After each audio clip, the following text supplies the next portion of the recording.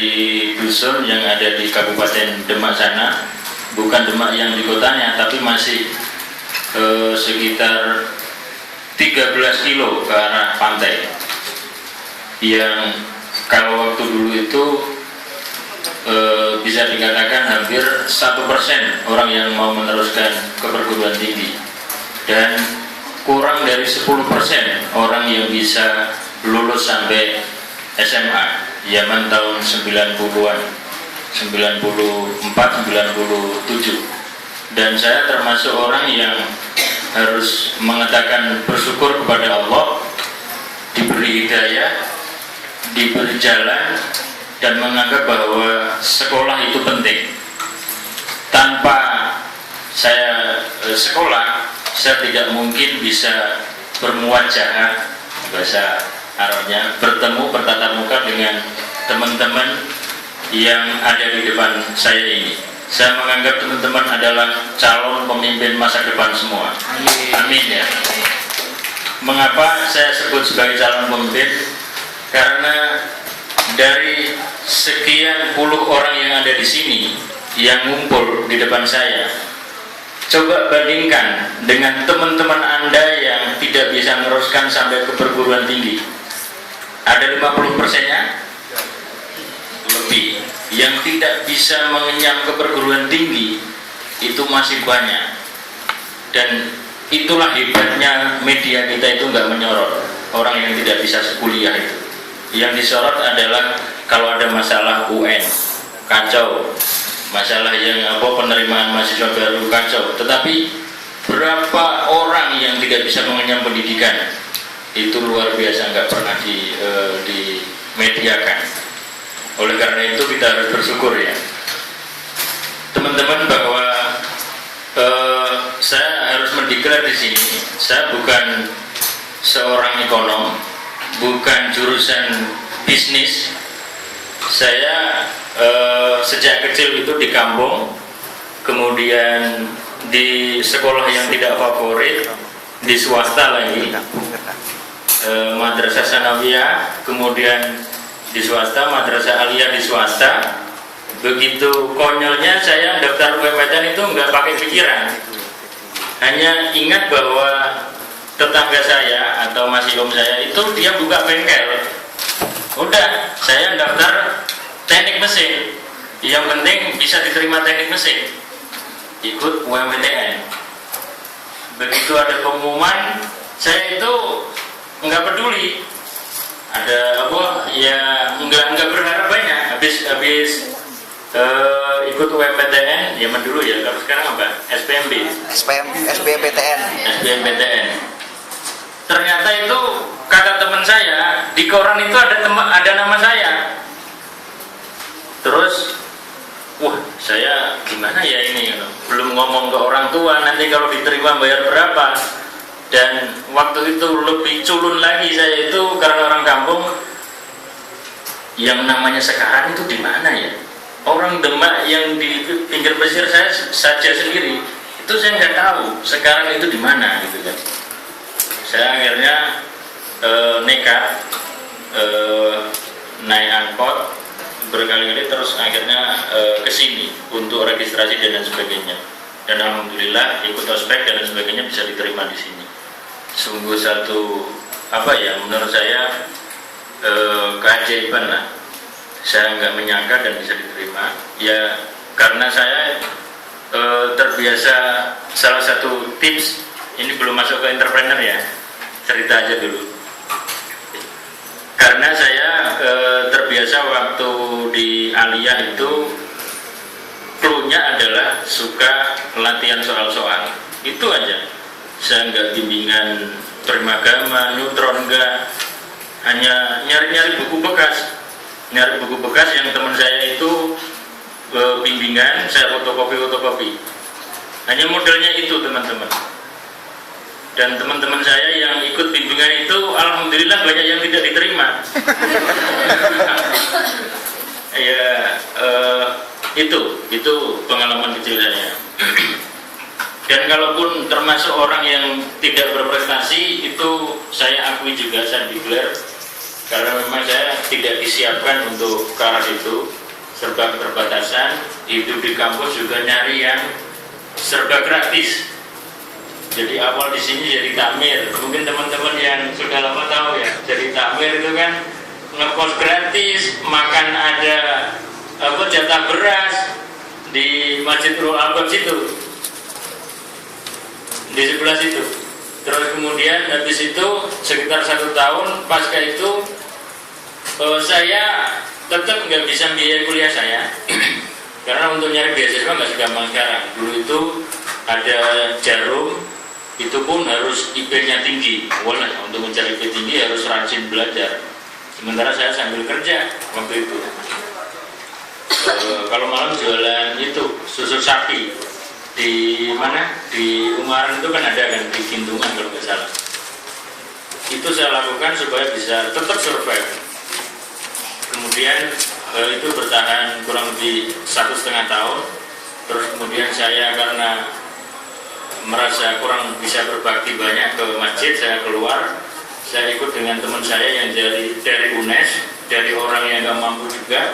Dia buka percetakan, dulu namanya ada Hair Grafis di depan Masjidul Albab, kemudian pindah ke Gang Cempaka kalau nggak salah. Itu percetakan, sablon dan sebagainya sambil kuliah. Tujuannya saya ikut ke sana apa? Ada skill di bidang yang lain, dan yang kedua itu gratisnya itu. Jadi tempatnya gratis dan bisa makan kan karena saya kerja. Itu saya alami sampai semester berapa ya? Semester 7. Habis itu kemudian PPL KKN, dan itu juga unik.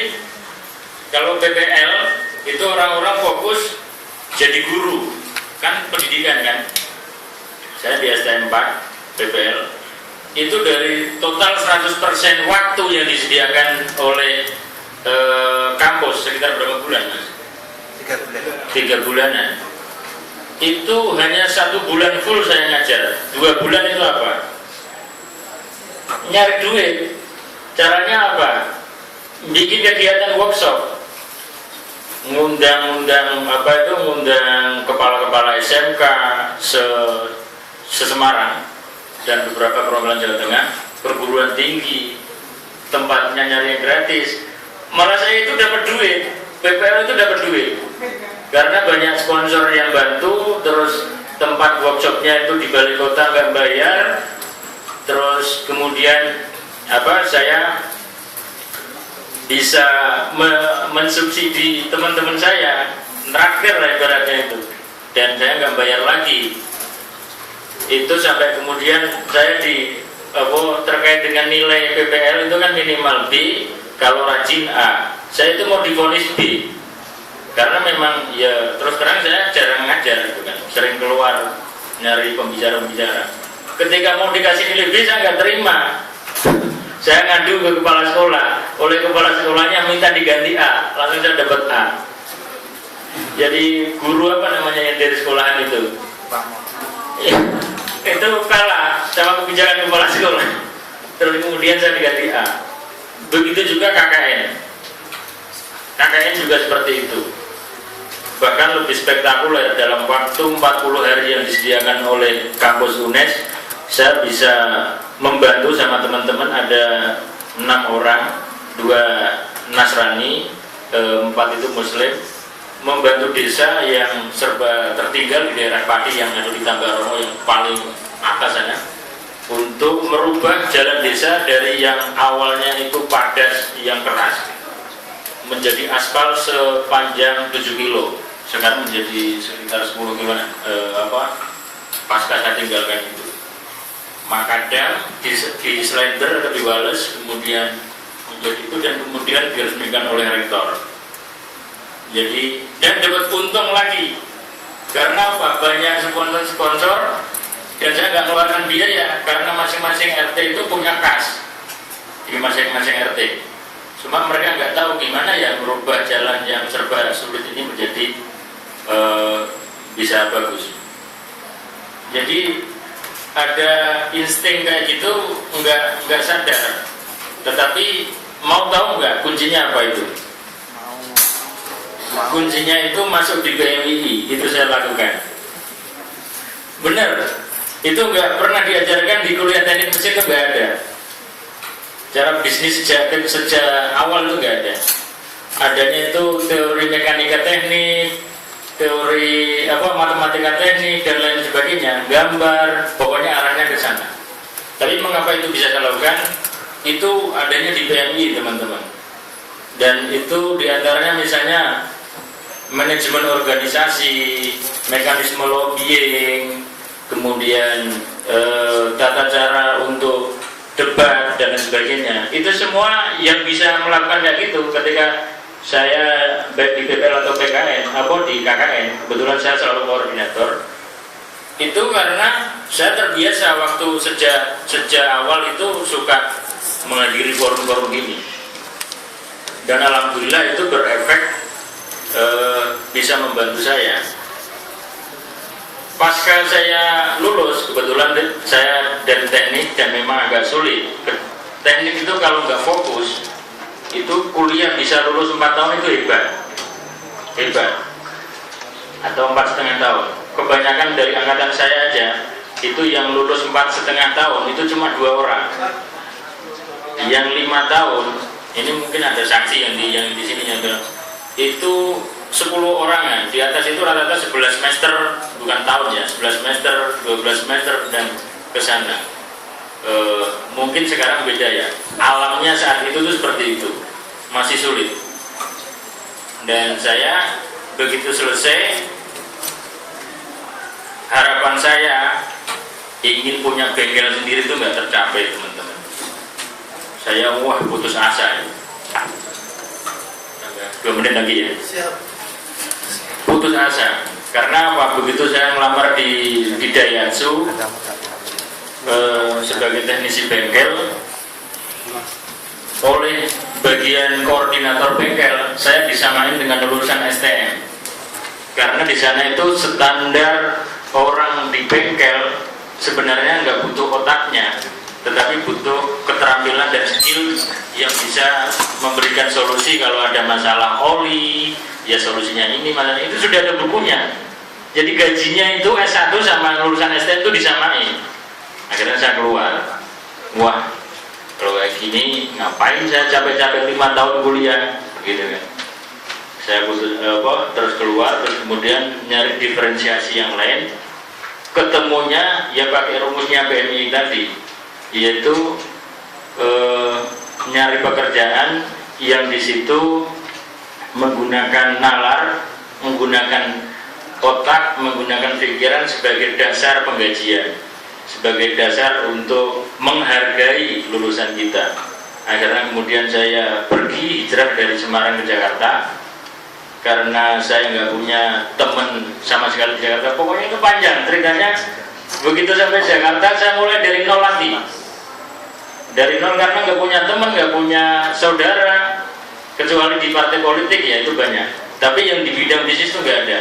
Akhirnya saya merunut dengan teman-teman di ITB, gabung dengan mereka, dan dalam waktu 2-3 tahun saya bisa mengimbangi dan bisa mengikuti ilmu-ilmu teknik yang mereka miliki, dan akhirnya sampai sekarang alhamdulillah saya bisa hidup di Jakarta, tinggal di Jakarta sama keluarga, sudah punya anak, dan ya alhamdulillah sudah ada perusahaan kecil-kecil gitu. Dan dari yang tadinya kampung, saya tidak membayangkan bisa kuliah di Semarang. Bahkan sekarang bahkan tidak ada gambaran Jakarta kayak apa, hanya di TV aja waktu itu. Sekarang alhamdulillah dengan keridhaan Allah saya bisa di Jakarta. Rahasianya apa? Nanti kita buka pasca ini. Oke, terima kasih. Assalamualaikum warahmatullahi wabarakatuh. Oke, itu juga baru prolog dari seorang komisaris perusahaan di Jakarta. Tapi di sini kita lihat videonya dulu berarti Mas ya? Atau gimana? Kira-kira kalau ditambah dengan sesi video agaknya lebih menarik Mas. Biar nanti jadi semacam ya pembukaan wawasan, penyampaian materi tapi lebih enak, juga santai. tetapi tetap fokus. Nah setelah itu nanti barangkali kita bisa sesi tanya jawab. Sangat eman-eman lah bahasa Jawa ini. Ada orang-orang di dekat saya ini, guru-guru kita, tapi nanti kita tidak memanfaatkan untuk sharing ilmuannya dengan maksimal. Aparatur sudah siap? Kalau sudah siap, kita mulai saja. Barangkali ini bisa jadi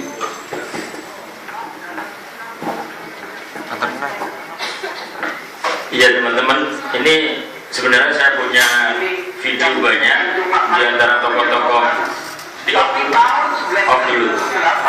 Ketika Indonesia mengalami krisis yang besar. Oke. Jadi sebenarnya saya juga belajar di entrepreneur ini belum lama, masih sekitar 3 tahunan ya. Sambil melaksanakan, sambil juga belajar. Itu prinsip saya karena usia sudah nggak muda lagi. Mau hanya kuliah saja nyatanya sudah punya keluarga, saya punya tanggung jawab. Dan mengapa ini bisa saya pelajarin? Karena semua sekarang tersedia, tinggal kita mau melakukan nggak. Dan kalau dulu itu untuk bisa mengakses hal-hal yang sangat sekret, yang nilai ilmunya tinggi, itu harus mengeluarkan biaya yang luar biasa banyak, besar. Tapi sekarang Anda bisa mendapatkan semua dengan mendekati yang namanya internet. Karena internet itu jendela dunia. Maka dengan itu saya bisa melakukan, kita bisa dekat, walaupun beda tempat, walaupun beda usia, tetapi konservasi kertas. Seluruh dunia bisa menyatu gara-gara kita terkoneksi oleh internet. Nah, saya akan ambil contoh beberapa guru di bidang entrepreneur yang dia itu menelurkan banyak tokoh-tokoh nasional yang diakui oleh dunia internasional yang sekarang menjadi tokoh-tokoh Indonesia. Di antaranya tokoh-tokoh yang dilahirkan oleh beliau atau menjadi temannya adalah satu, Direktur Utama Telkom, yaitu Bapak Arif Yahya. Kemudian ada Gubernur DKI Jakarta, Joko Widodo. Kemudian ada Menteri BUMN.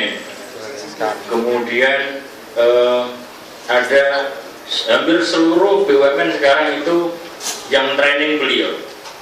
Dialah bukan orang Muslim, dia non Muslim, tetapi dia belajar entrepreneur dari Nabi Muhammad.